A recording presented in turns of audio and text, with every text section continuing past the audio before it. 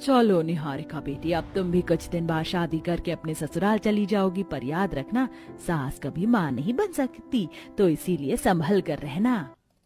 Aunty जी, मुझे तो माँ का भी प्यार नहीं पता कैसा होता है, और पापा कहते हैं कि अब मेरा असली घर वही है। अगर सास थोड़ा डांट भी देगी तो मैं चुपचाप सुन लूंगी। रिश्ता पक्का होते ही आसपास की औरतें निहारिका को डराने लग जाती हैं और सास के बुरे स्वरूप के बारे में बताती हैं। इसी तरह कुछ दिन बीत जाते हैं और एक दिन निहारिका के पास उनकी दोस्त रेशमा का कॉल आता है, जिसकी शादी को 2 साल हो चुके थे। अब तो तेरी भी शादी हो जाएगी, उसके बाद तेरी सास भी तेरे सर पर खड़ी रहेगी। शादी से पहले तो सब अच्छा होता है, पर सास का असली चेहरा तो शादी के बाद नजर आता है। तू ऐसा क्यों बोल रही है? मेरी सास तो मेरे साथ बहुत प्यार से बात करती और कहती है कि मैं उनकी बेटी की तरह हूँ। ये तो सब बस कहने की बात है। मेरी सास भी पहले ऐसे ही करती थी, पर अब मुझे वो नौकर बना कर रखती है। अगर थोड़ी सी गलती हो जाती है तो डांटती है, यहाँ तक कि थोड़ी सी लड़ाई होने पर मेरे मायके में फोन घुमाकर मेरी शिकायत कर देती है। अपनी सहेली और आसपास के लोगों की बातें सुनकर अब निहारिका डरी डरी रहती है।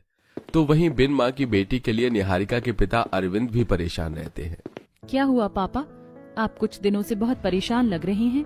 बेटा, तू बिन माँ की बच्ची है, पता नहीं ससुराल में कैसे रहेगी। कहीं तेरी सास ने कभी तुझे डांटा या तुझ पर अत्याचार किया तो? मैंने तुझे बड़े ही नाजुक से अकेले पाला है, पता नहीं तू ससुराल में कैसे रहेगी। पर मैं तुझे सारी जिंदगी अपने पास भी तो नहीं रख सकता, मुझे अपने बाप होने का भी तो फर्ज भी निभाना है। पापा फिक्र मत करो, मैं वहाँ खुश रहूंगी, और मेरी सास कितनी ही बुरी क्यों ना हो, मैं आपकी दी हुई सीख से अपनी सास का दिल खुश कर दूंगी। निहारिका अपने पिता को तो समझा लेती है, पर वो खुद भी अंदर से काफी डरी हुई होती है। समय यूं ही बीतता है और बहुत जल्द निहारिका की शादी हो जाती है। और शादी के बाद जब निहारिका अपने ससुराल जाती है तो वो देखती है कि उसकी सास उसके साथ बहुत ही प्यार से बातें कर रही है।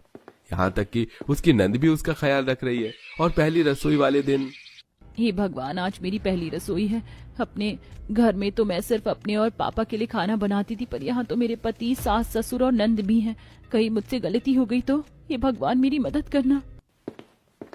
बहू, तो मुझे बड़ी परेशान नजर आ रही है। हाँ चल, तेरी भाभी का आज ससुराल में पहला दिन है और वो थोड़ी डरी हुई है, इसीलिए तू रसोई में खड़ी रहकर अपनी भाभी की मदद करवाएगी, ताकि बहू की पहली रसोई अच्छे से हो सके। हाँ फिक्र मत करो, मैं भाभी के साथ हूँ। भाभी, आप भी अपने मन से डर निकाल दो और मुझे अपनी बहन की तरह समझो, और माँ तो वैसे भी आपको अपनी बेटी ही समझती है। इतना बोलकर आंचल अपनी भाभी के साथ मिलकर खाना बनवाती है। कुछ दिन बाद जब पूरा परिवार निहारिका के हाथ का खाना खाता है तो उसकी खूब तारीफ करते हैं।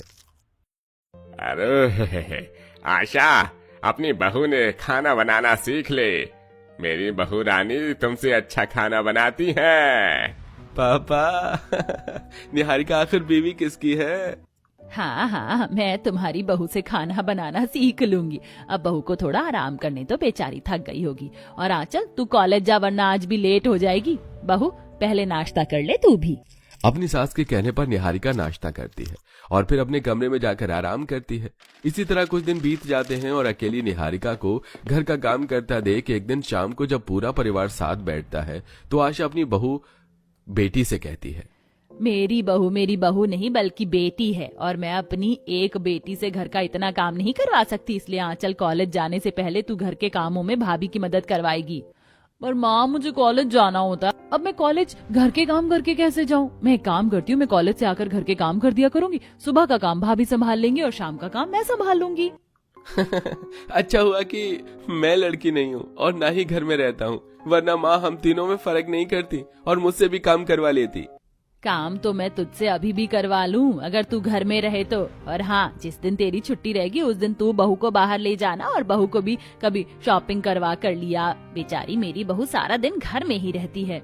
माँ फिक्र मत करो, 2 दिन बाद मैं अपने दोस्तों के साथ बाहर जा रही हूँ। सोच रही हूँ इस बार भाभी को भी ले चलूं। अपनी सास का इतना प्यार देखकर धीरे धीरे निहारिका की सोच बदलने लगती है।